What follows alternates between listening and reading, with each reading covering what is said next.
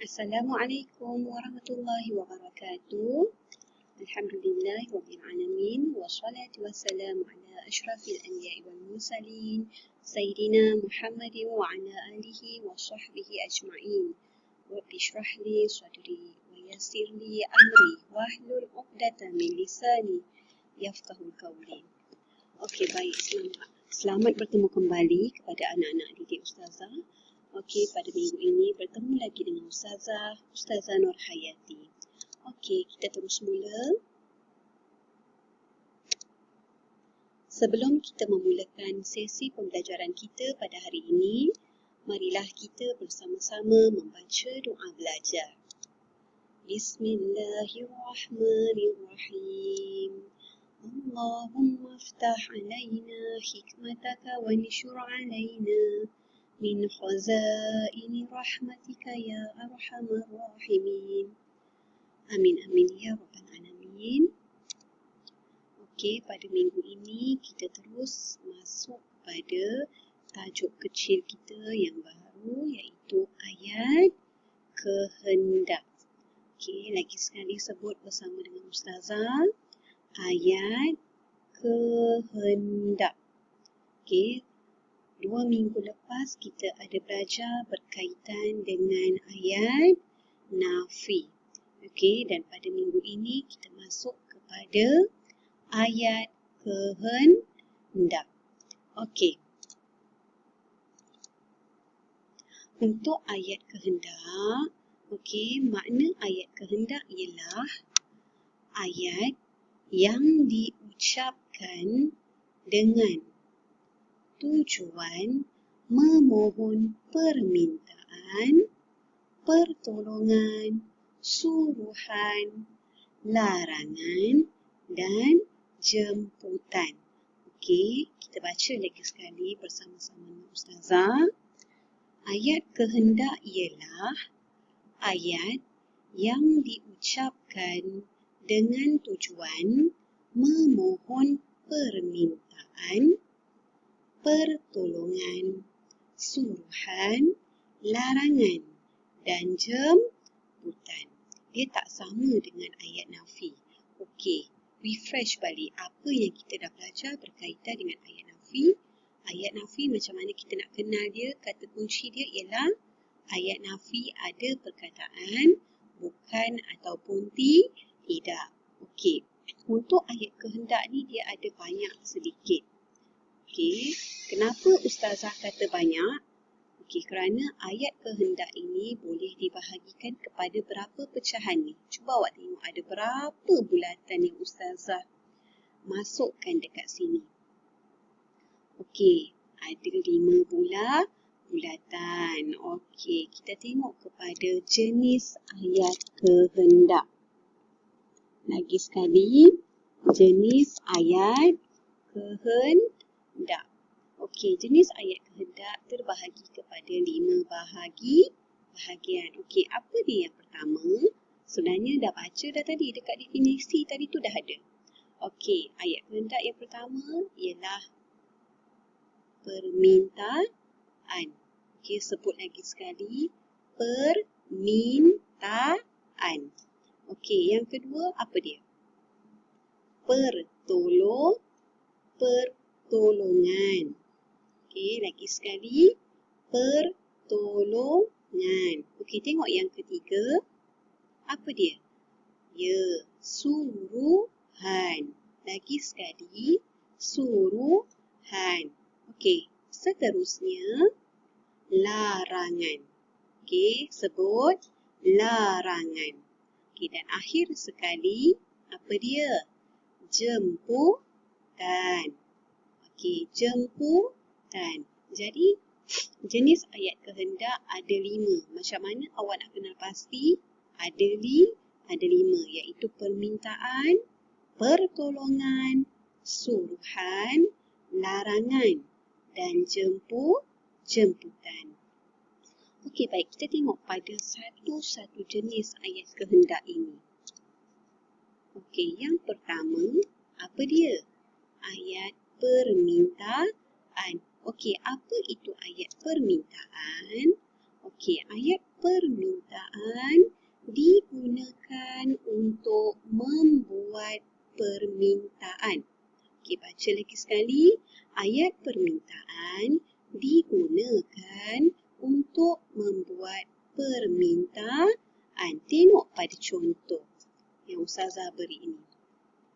Okey, contoh dia, baca bersama-sama dengan Ustazah.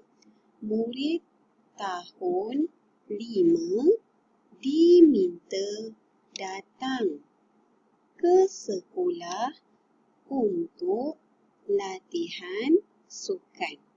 Okey, baca lagi sekali. Murid tahun 5 diminta datang ke sekolah untuk latihan sukan. Okey, kalau melibatkan ayat permintaan, okey, awak tengok pada contoh ayat yang Ustazah beri ni, macam mana kita nak trace ini ialah ayat kehendak. Okey, cuba perhatikan yang mana satu kita nak kenal pasti. Ya, kata kunci dia ialah diminta. Dia meminta. Okey, nampak tak dekat sini? Kalau awak nampak perkataan minta dekat sini, maka ini ialah ayat kehendak. Okey, terus. Yang kedua ialah ayat pertolongan. Lagi sekali, ayat pertolongan. Salah eja kat sini. Maaf ya. Okey, ayat pertolongan. Okey, baik. Ayat pertolongan digunakan untuk meminta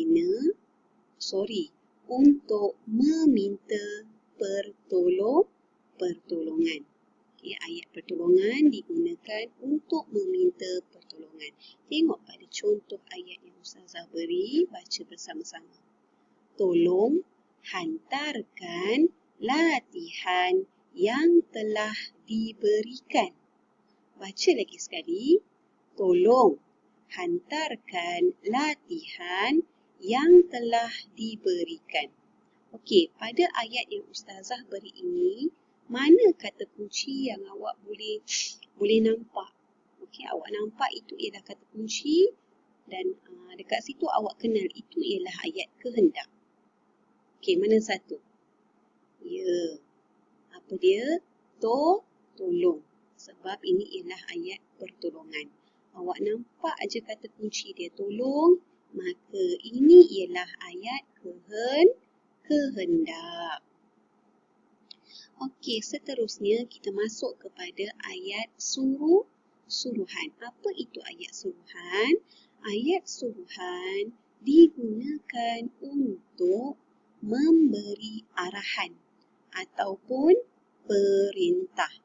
Okey, lagi sekali, ayat suruhan digunakan untuk memberi arahan atau perintah. Okey, tengok pada contoh. Okey, baca bersama-sama. Siapkan latihan sebelum kamu keluar rehat. Lagi sekali. Siapkan latihan sebelum kamu keluar rehat. Okey, macam mana awak nak tengok dekat sini? Mana kata kunci dia supaya awak kenal ini ialah ayat kehendak? Ya, apa dia? Okey, kata kunci dia ialah siapkan. Siapkan, maknanya dia suruh awak siapkan latihan sebelum keluar rehat. Okey, dah nampak tak dekat sini? Okey, kita terus kepada seterusnya iaitu ayat larangan.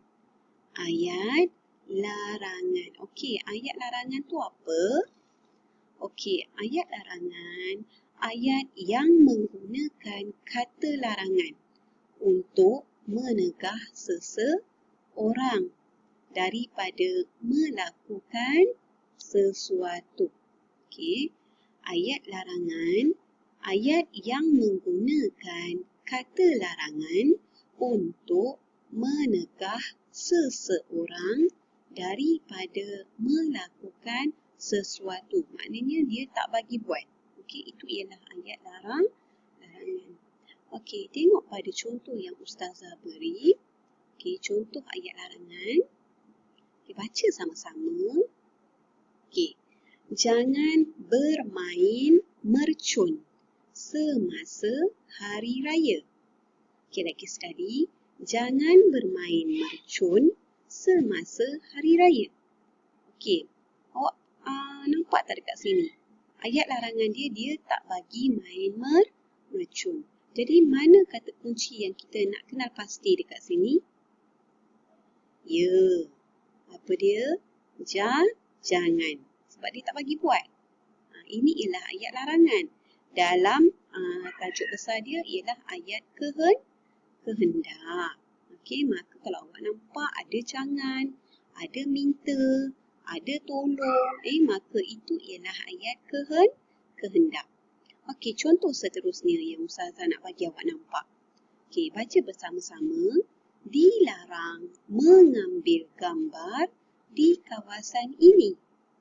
Dilarang mengambil gambar di kawasan ini. Okey, mana perkataan yang menunjukkan dia tak bagi buat, dia melarang? Apa dia? Ya, kata kunci dia ialah dilarang. Okey, maka kalau awak nampak ada perkataan jangan, dilarang, okey, sila, itu ialah ayat kehendak.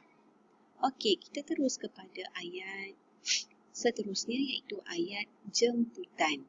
Okey, apa makna ayat jemputan? Okey, ayat jemputan berfungsi untuk menjemput atau mempersilakan seseorang. Maknanya dia ajaklah. Okey, dia ajak awak, dia jemput awak. Okey. Tengok pada contoh yang Ustazah dah beri ni. Baca sama-sama. Okey, sila datang ke rumah saya pada hujung minggu nanti. Baca lagi sekali. Sila datang ke rumah saya pada hujung minggu nanti. Okey, mana yang awak kenal pasti dia suruh awak datang, ayat jemputan dekat sini. Mana kata kunci dia? Ya, kata kunci dia ialah sila. Maknanya dia ajak awak datang rumah. Maka bila awak nampak ada sila, okey, itu ialah ayat kehendak.